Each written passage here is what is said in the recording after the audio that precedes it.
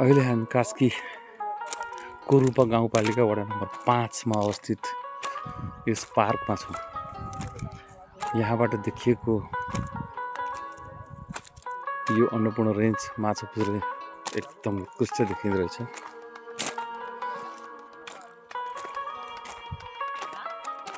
Solar रूपाकोटी resort त्यही हो।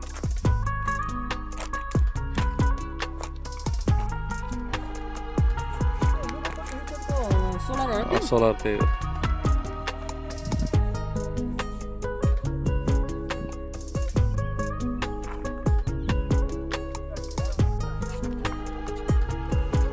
Range उत्कृष्ट देखिँदो रहेछ।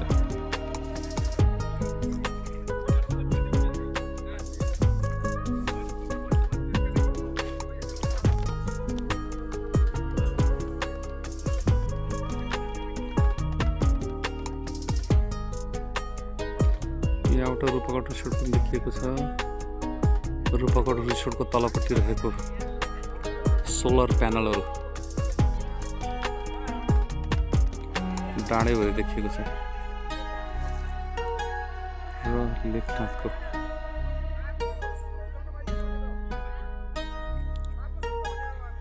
लेखनाथको भेगहरू पनि पुरै देखिएको छ।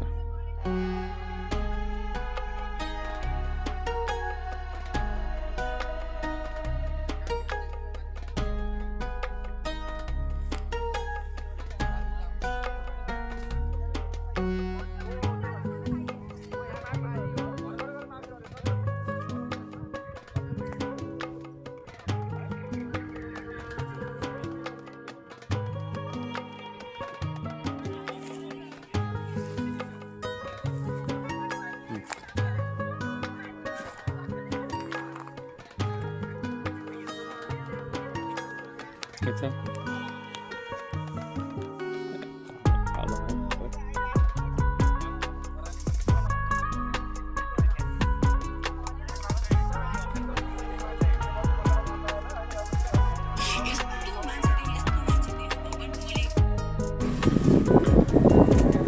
अहिले हामी रूपा गाउँपालिकाको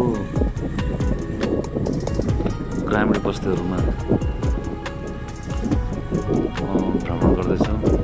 यहाँको ग्रामीण बस्तीहरू के कस्तो छ तपाईँहरूलाई म प्रस्तुत गर्दैछु।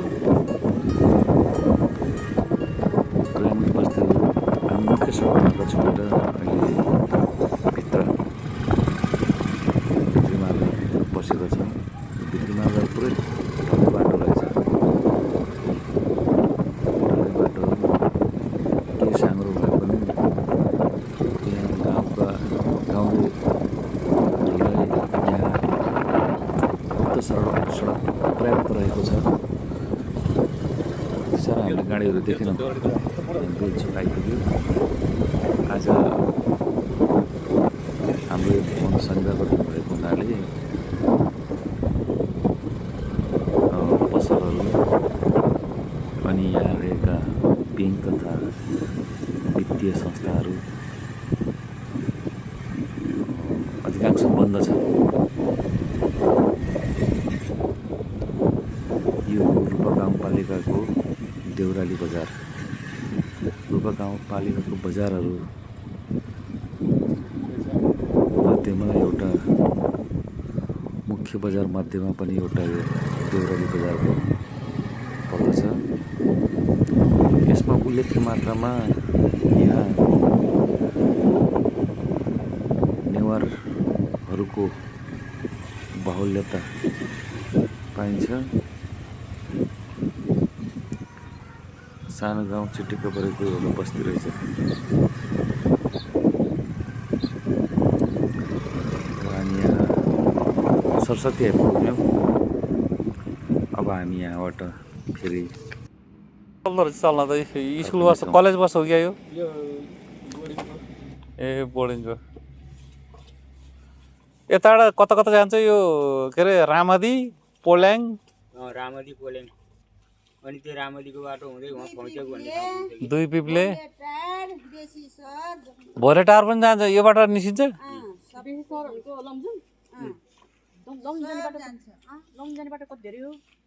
सबै जान्छ त्यो बेगबाट जान्छ बेगनासबाट पनि जान्छ त्यो पारीबाट पनि जान्छ यहाँबाट पनि जान्छ धेरै यो बाटो जान्छ लमजुङ त हामीले तलबाट गथ्यौँ के तल के अरे बजार थियो त्यो बजारबाट गएको बेगनास तल वहाँ कमली तल ए उता छ डुम्रेबाट यही खाने हामी त्यता गथ्यौँ कि लमजुङ हजुर दुईटा हालिदिउँ कि एउटै एउटामा हाल्दैन अनि चाहिँ दुई पिपले दमोली जानु यही बाटो गयो भयो जान्छ अस्ति नि यहाँबाट हिँड्छु त दमली त्यो कलस्तीतिर मिसिने हो यो बाटो कलस्ती के अरे त्यो सुन्दर बजारतिरको बाटो निस्किन्छ कि यो बाटो मिसिने हो अहिले त्यो ठाउँबाट चोक छ के अरे त्यो चोकबाट कतापट्टि जाने हो कुन ठाउँमा जाने त त्यो चोकबाटै थाहा हुन्छ कि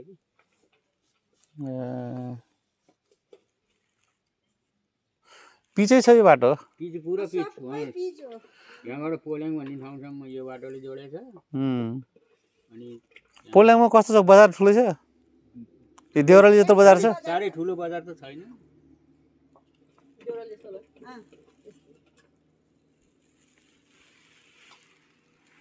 यो देउराली जतिको छ यो जतिको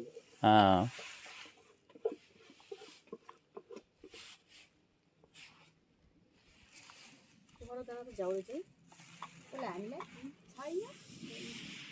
यहाँ बस कुद्नु पर्यो बस कता आउँछ कस्तो आउँछ त्यो बस आउने बेला हामीले उ गर्नु पर्यो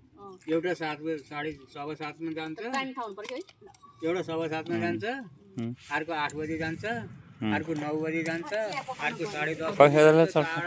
हजुरहरूलाई चटपट मात्रै हो चटपट मात्रै हो खै यता ल्याउनु न चट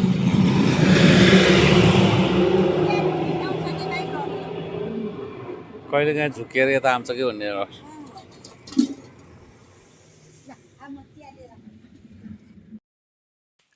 पैदल हिँडेर नि अनि बाटो पैदल हिँडेर यही बाटो जाने है पहिला काठमाडौँ जाने त्यत्रो कति दिन लाग्छ होला काठमाडौँ जाने बाटो हिँडेर गयो भने कसै कसै 4 दिन पुगिन्छ भन्ने सुन्थेँ मैले त हिँडेर गयो भने त बिचरा भन्यो ट्रेन किन जाने यतै गयो बाटो चिन्न पर्यो फेरि एकातिर पुग्यो भने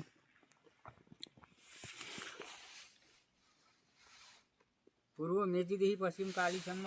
पैदल यात्रा गरेर हिँडेछ हिँडेछ नि मान्छेहरू हिँड्छ नि त्यो अमृत गुरुङ भने त्यो नेपथ्यको गायक चाहिँ हिँडेरै जान्छ 4 दिन काठमाडौँ पुग्यो भने त्यही बाटो हिँडेर गएर यो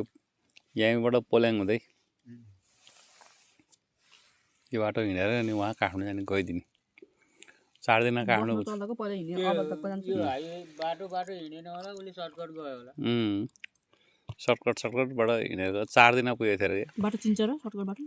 हिँड्दा चाहिँ गुगल म्याप हेर्दै जान्छ नि बाटो त हातमा नक्सा लिएको हुन्छ कि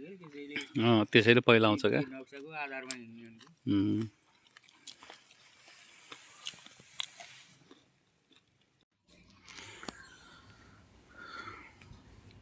देउराली बजार झरेपछि अब हामी ओह्रालो झर्दैछौँ यो जङ्गलको बाटो हामी अब यहाँबाट झर्दै देउराली बजारबाट ओह्रालो झर्दै अब हामी जाँदैछौँ फेदी भन्ने ठाउँमा जाँदैछौँ यहाँ बाटोहरू कति राम्रो चौतारो पनि देखिएको छ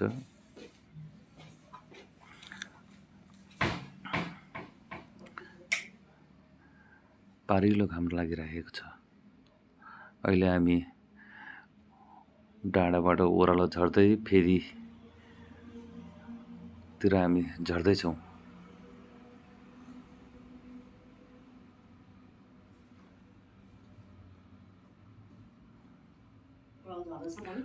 जङ्गलको बाटो हामी ओह्रालो झर्दैछौँ अब यहाँ गाडी निकै कमै मात्रामा चल्दो रहेछ गाडी त हामी भेट्दै भेटेनौँ दुईजना श्रीमान श्रीमतीको यात्रा आज रूपा गाउँपालिका हाम्रो यात्रा स्कुटरमा रह्यो खास गरी हामी त खुदु तुरु पिलेको खुदु लिनको लागि हामी आएका थियौँ त्यही आउने मेसोमा हामी रूपा गाउँपालिका देउरालीको यात्रा पनि हामी गरियो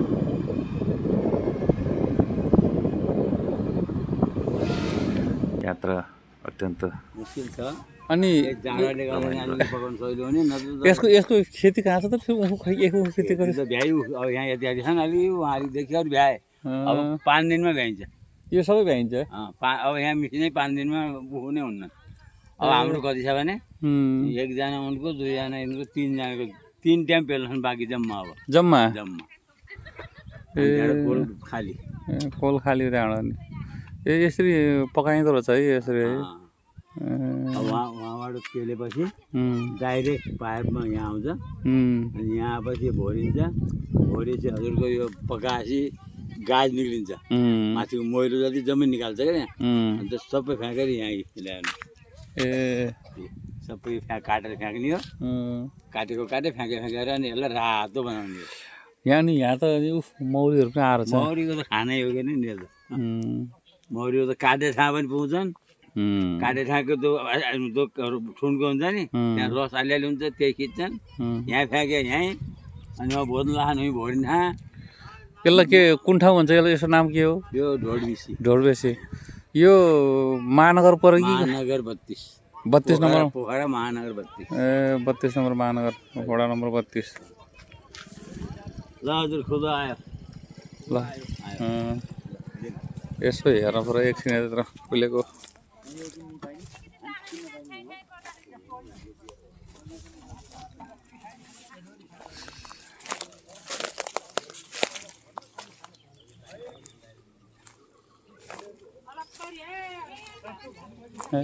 पकाएको रहेछ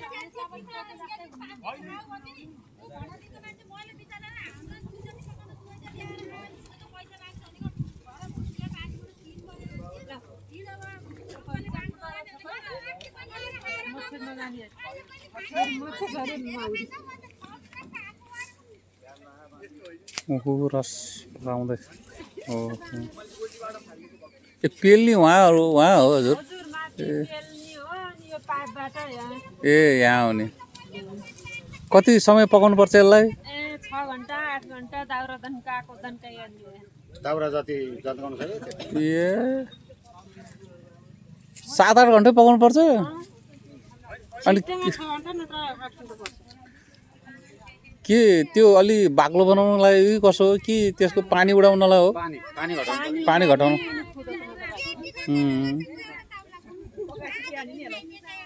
पकाएर ऊ त्यो चिसाएर त्यहाँ हाल्ने होला नि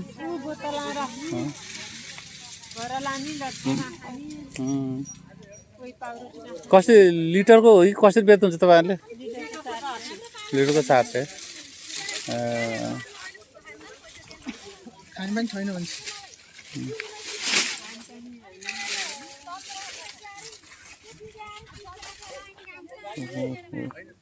यसरी पकाइँदो रहेछ खुदो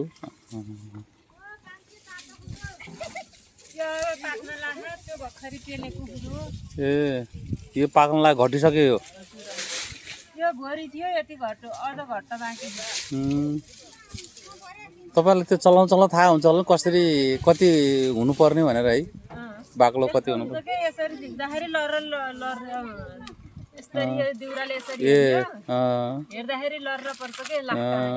ए दिउरोबाट थाहा हुन्छ हामीलाई अझै घट्न बाँकी छ यसको तर यहाँ अरू सबैभन्दा यो नै भयो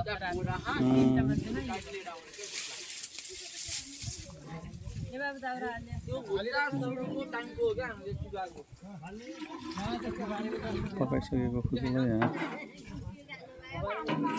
पकाइसकेको खोजललाई यहाँ चाहिँ उसमा हालिदिएछ बोतलमा भरिँदैछ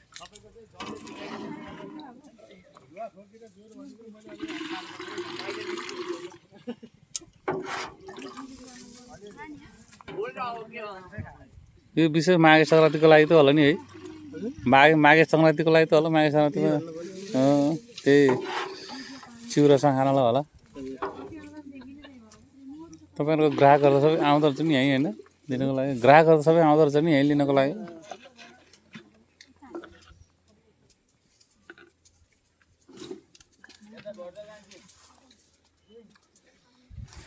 यहाँ चाहिँ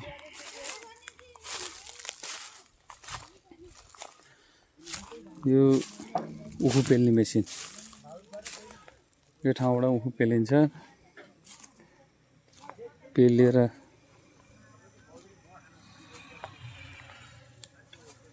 उखु पेल्ने मेसिन यहाँबाट उखु पेलेर त्यसपछि चाहिँ उखु चाहिँ यसमा रस यहाँ आएर रस तलतिर झरेपछि यसबाट पाइपको मार्फतबाट उहाँ चाहिँ भाँडामा उहाँ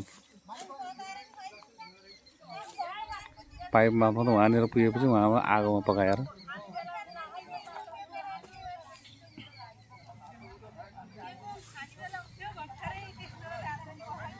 त्यसलाई पानीको मात्रा घटाएपछि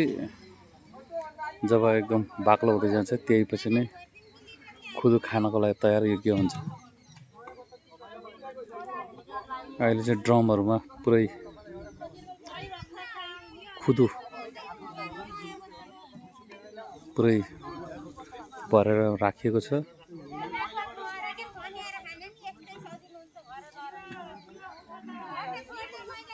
अब यहाँका किसानहरूले लगभग अब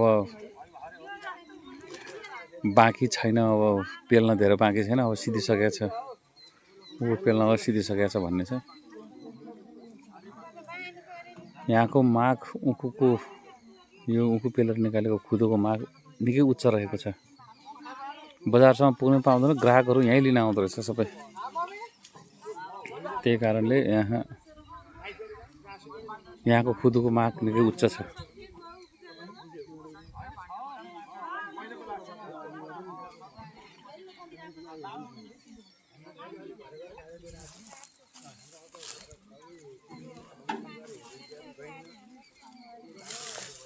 यहाँ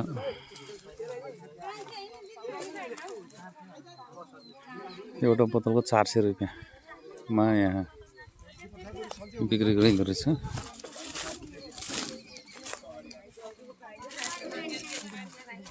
यसरी बोतलहरूमा बिक्रीमा के छ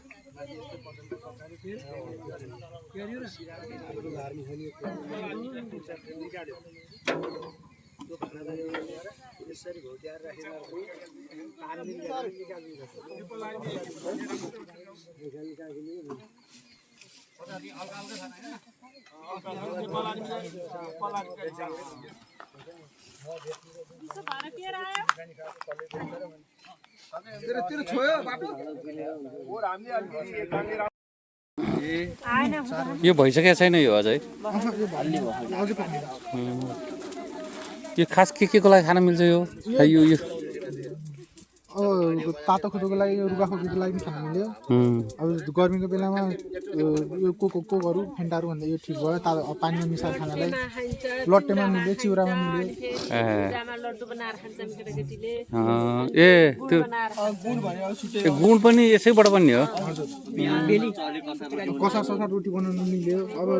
सुगर प्रेसर भएकोहरूलाई पनि चिनी भन्दा यो ठिक भयो चियामा हालेर खानलाई चियामा हालेर खान मिल्छ यो गर्मीमा खुदो पानी एकदम राम्रो हुन्छ शरीरलाई घाम गडेको पनि सन्चो हुन्छ खान मन नभए पनि यो खुदो पानी खासी अनि खाना चियामा मिल्यो जाडोमा पनि मिल्यो गर्मीमा पनि मिल्यो जाडोमा तताएर खान मिल्यो गर्मीमा पानीसित मिसाएर खान मिल्यो जाडोमा तताएर खायो भने तातो भयो गर्मीमा अलिकति चिसो पानी मिसाएर खायो भने चिसो भयो अझ यसलाई पकाउने त्यो अझै पाक्नु बाँकी छ अझै त्यो त्यो 6 लिटर मानौँ 6 लिटर रस भयो भने 5 लिटर सुगाएर उडाएर 1 लिटर मात्र बाँकी रहन्छ कि ए 6 भागको 5 भाग उडाउनु पर्छ 5 भाग उड्नु पर्यो है 1 भागमा त रहने भयो 1 भाग बल्ल त्यसरी भएर आयो फाइनल रिजल्ट यो त त्यो भैँसीको दुध ब्याकुतीको जस्तो रहेछ नि त उडाउँदै उडाउँदै कुराउनी बनाए जस्तो रहेछ सेम त्यही रहेछ नि प्रोसेस त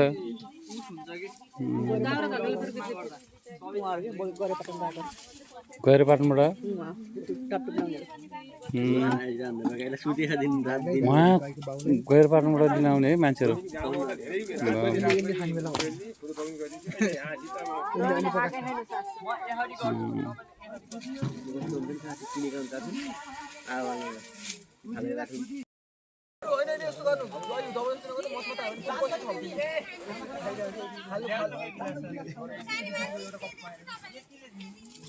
उखु पकाउँदै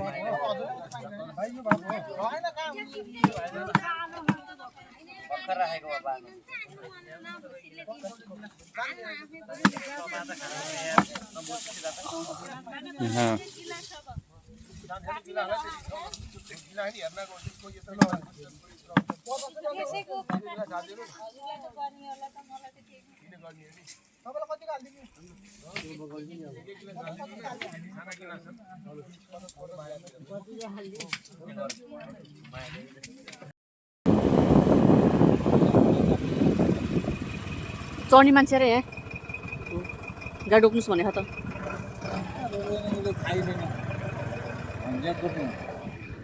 भाइ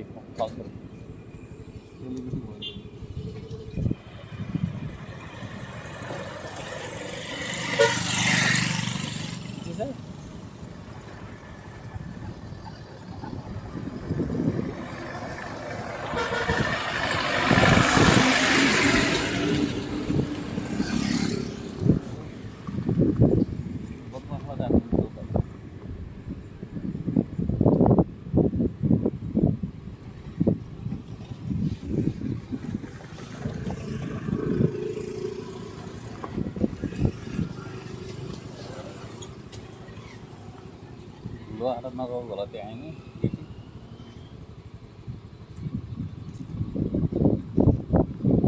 पोखराबाट लिन आएको मान्छेहरू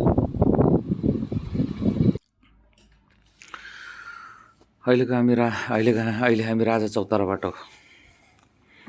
निस्क्यौँ राजाको चौतारामा अहिले एकदम तोरीबारीहरू अहिले सिजन रहेछ आलु पनि देखिएको छ आलुबारी पनि एकदम राम्रो देखिएको छ तोरीहरू एकदम ढकमक्क फुलेको छ आलुबारी पनि एकदम राम्रो भएको छ यहाँ रुपातालको पानीबाट सिँचाइ भएपछि निकै राम्रो भएको छ अहिले हामी यो 7 महिने देउराली पोखरा महानगरपालिका वडा नम्बर 32 अन्तर्गत रहेको 7 महिने देउरालीमा आएको छौँ यसलाई पनि 7 महिने देउराली भनिन्छ 7 महिने बजार यो हो अब 7 महिने देउरालीबाट अब हामी फेरि माथि लाग्दैछौँ